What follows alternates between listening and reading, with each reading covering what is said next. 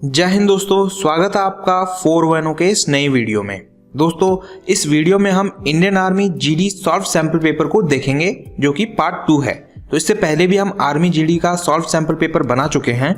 अगर आपने वो वीडियो अभी तक नहीं देखा है तो लिंक आपको डिस्क्रिप्शन में मिल जाएगा, उस वीडियो को ज़रूर देखें क्योंकि उसमें भी आपको बहुत सारे इंपॉर्टेंट क्वेश्चंस मिल जाएंगे। तो दोस्तों, हमारे सैंपल पेपर्स की खास बात यह है कि इसमें हमने आपको क्वेश्चन के साथ आंसर तो दिए ही हैं, साथ में अगर उस क्वेश्चन का कोई एक्सप्लेनेशन बनता है तो वो भी दिया है और उसके साथ दूसरे फैक्ट्स भी हमने उसमें कवर किए हैं। तो इससे होता यह है कि आपको एक क्वेश्चन के साथ कई क्वेश्चन कवर हो जाते हैं। इसके साथ ही दोस्तों आपको हिंदी और इंग्लिश दोनों ही लैंग्वेज में ये पेपर दिया गया है आपकी सहूलियत के लिए। जैसा आपको कंफर्टेबल लगता है आप उस लैंग्वेज में से पढ़ सकते हैं। तो दोस्तों, ऐसे वीडियोस बनाने में काफ़ी एफर्ट और टाइम लगता है, तो अगर आप हमें अप्रिशिएट करना चाहें तो हमारे चैनल को सब्सक्राइब जरूर कर लें, जिससे कि हमें प्रोत्साहन मिलेगा और ऐसे वीडियोस बनाने का।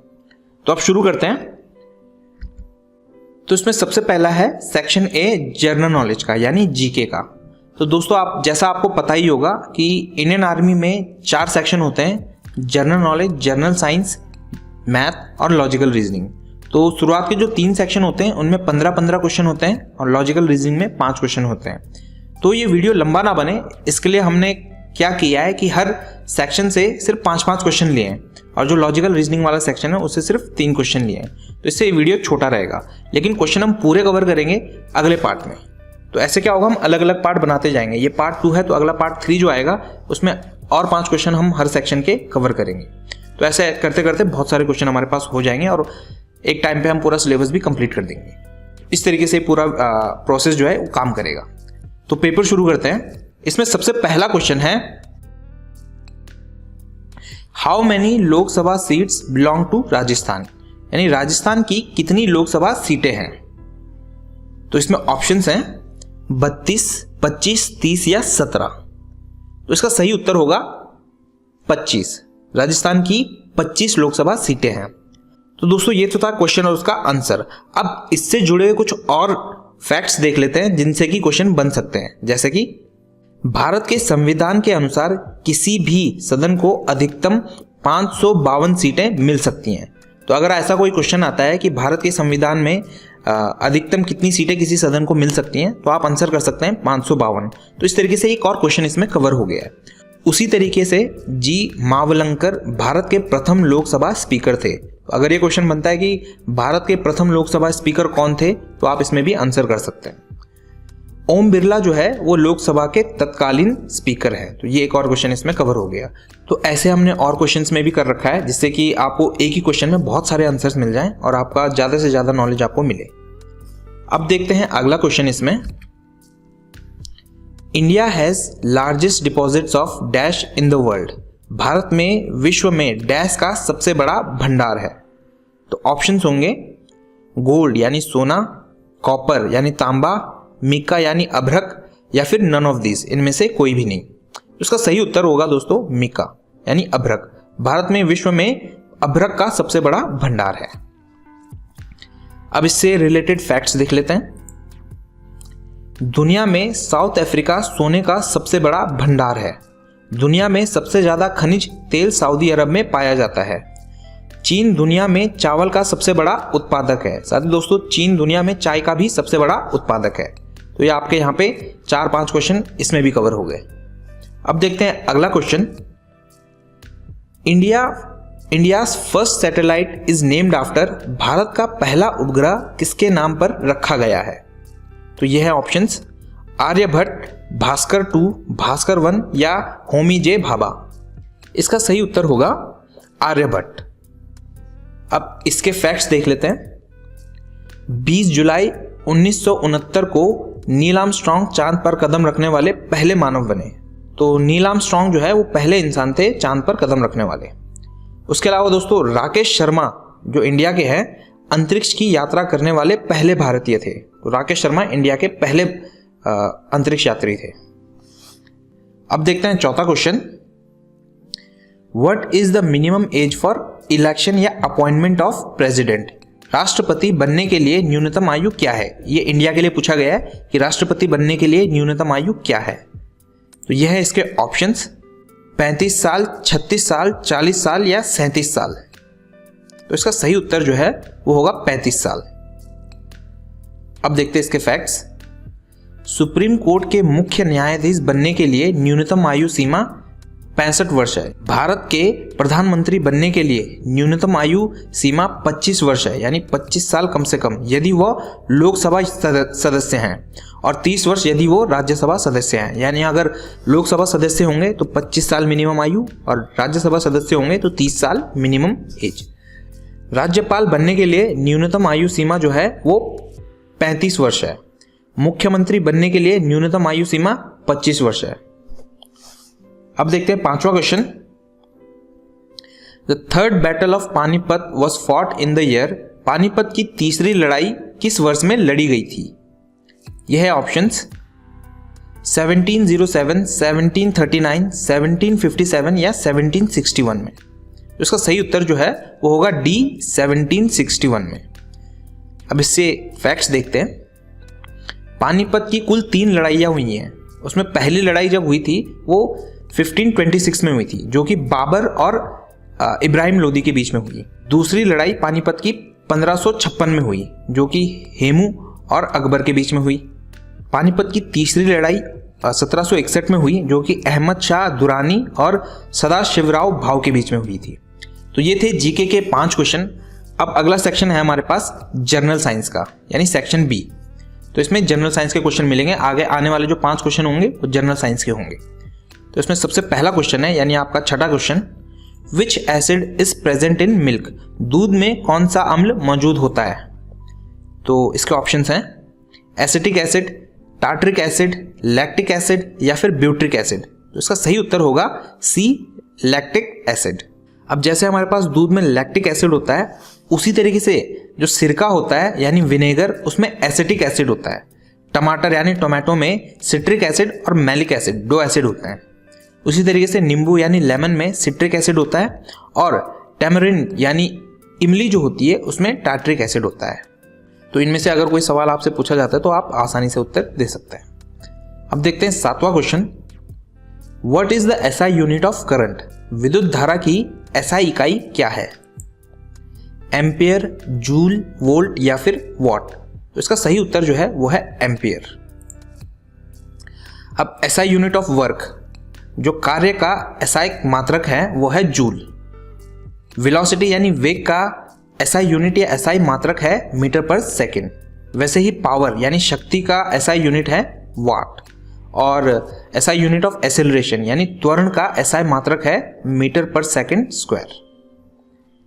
8वां क्वेश्चन देखते हैं, which vitamin is provided by sunlight to the body.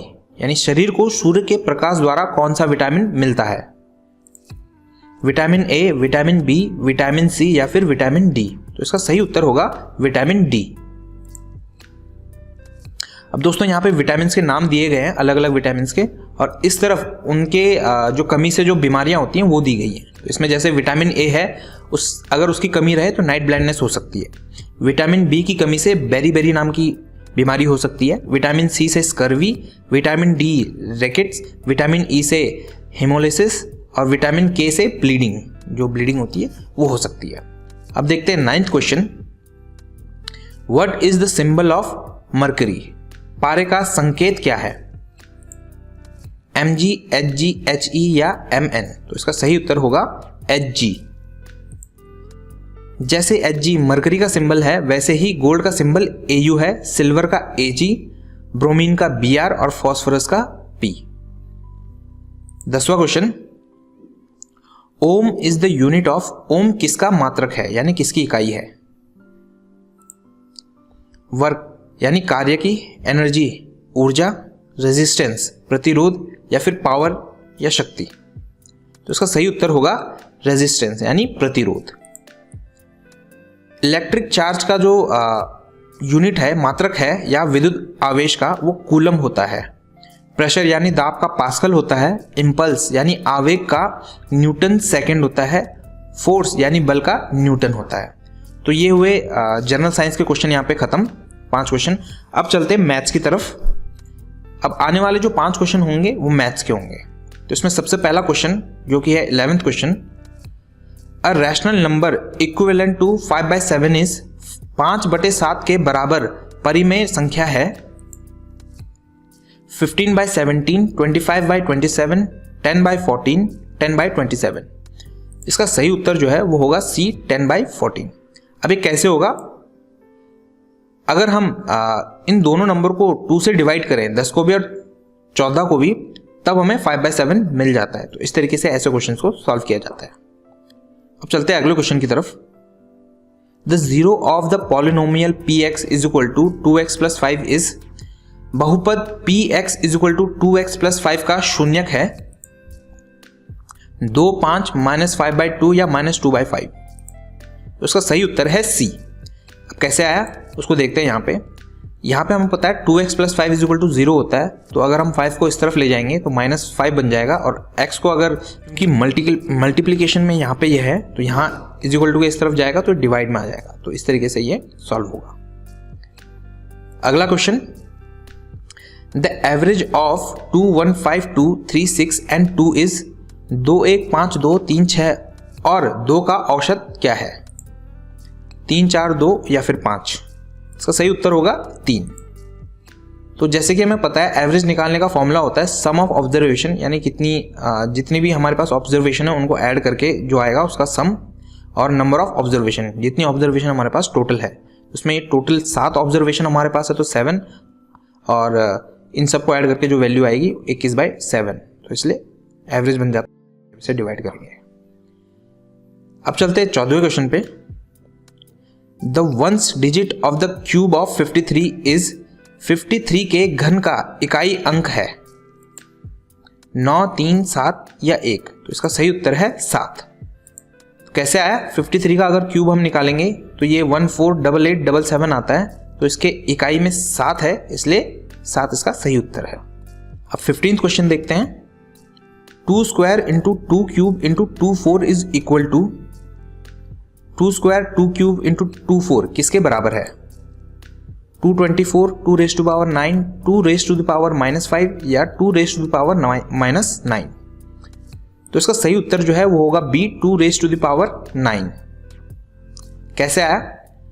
तो इस तरीके से अगर हम इन सब की पावर को ऐड करेंगे 2 + 3 + 4, 2 raised to power 9 आ जाता है। तो क्योंकि हमें रूल पता है, एक्सपोनेंट रूल बोलते हैं इसे, एक्सपोनेंट रूल इसे बोलते हैं, अगर बेस सेम है तो पावर को आपस में ऐड कर दिया जाता है। तो इनका सबका बेस सेम है तो इनकी पावर ऐड हो जाएगी। तो यहाँ पे मैथ के क्वेश्चन भी खत्म होते हैं। अब अगला पार्ट हमारे पास है लॉजिकल रीजनिंग का। तो अब आने वाले क्वेश्चन जो होंगे वो सारे लॉजिकल रीजनिंग के होंगे। तो इसमें सबसे पहला क्वेश्चन 16th है। A and B are brothers, C and D are sisters. A's son is D's brother. तो how is B related to C? A और B भाई हैं, C और D बहनें हैं। A का पुत्र D का भाई है, तो B C से कैसे संबंधित है? यह options father, brother, uncle, grandfather, पिता, भाई, चाचा या दादा। तो उसका सही उत्तर होगा अंकल। वे आंसर कैसे आया? इस तरीके से A और B हमें पता है ब्रदर्स हैं और C और D सिस्टर है, और हमें यह भी पता है जो A का बेटा है वो D का भाई है। तो इस हिसाब से जो C होगा यानी जो B होगा वो उसका अंकल होगा C का, तो इसलिए अंकल। अब चलते हैं अगले क्वेश्चन पे। Find the missing term from the given series ACEGI। दी गई श्रृंखला से लुप्त शब्द ज्ञात कीजिए। ACEGI, H, J, K या फिर L? इसका सही उत्तर होगा K। कैसे आया कि हर 2 लेटर के बीच में एक लेटर का अंतर है, यानी there is a gap of 1 letter between 2 letters. हर 2 लेटर्स के बीच में एक लेटर का गैप है, तो इस हिसाब से यहाँ पे K आंसर आएगा। अब चलते हैं अगले क्वेश्चन पे। If water is called black, black is called tree, tree is called blue, blue is called rain, rain is called pink and pink is called fish in a certain language, what will be the color of sky in the language? यदि किसी भाषा में पानी को काला, काले को पेड़, पेड़ को नीला, नीले को वर्षा, वर्षा को गुलाबी और गुलाबी को मछली कहा गया है, तो इस भाषा में आसमान का रंग क्या होगा? नीला, गुलाबी, वर्षा या फिर मछली? तो इसका सही उत्तर होगा वर्षा यानी रेन। कैसे आया? हम जानते हैं कि आकाश का रंग नीला होता है लेकिन प्रश्न के अनुसार नीले रंग को बारिश कहा गया है, तो इसमें नीले रंग को बारिश कहा गया है, इसलिए इसका आंसर बारिश होगा। तो दोस्तों इस पार्ट में इतने ही क्वेश्चन हम कवर करेंगे। बाकी का जो इसके क्वेश्चन बचते हैं उसे हम अगले पार्ट में कवर करेंगे। अगर आप और सैंपल पेपर्स प्रैक्टिस करना चाहते हैं, चाहे किसी भी ट्रेड के हों, जीडी, क्लर्क, एनए, टेक्निकल, कोई भी, तो उसके लिए आप हमारी वेबसाइट www.4ono.com पर जाकर प्रैक्टिस कर सकते हैं। यहाँ आपको बहुत सारे सैंपल पेपर मिल जाएंगे, साथ ही आर्मी की भी पूरी जानकारी इसमें मिलती है। और दोस्तों अगर आपने चैनल को सब्सक्राइब नहीं किया है तो चैनल को सब्सक्राइब जरूर करें, और वीडियो पसंद आया हो तो लाइक कमेंट जरूर करें। जय हिंद, जय भारत।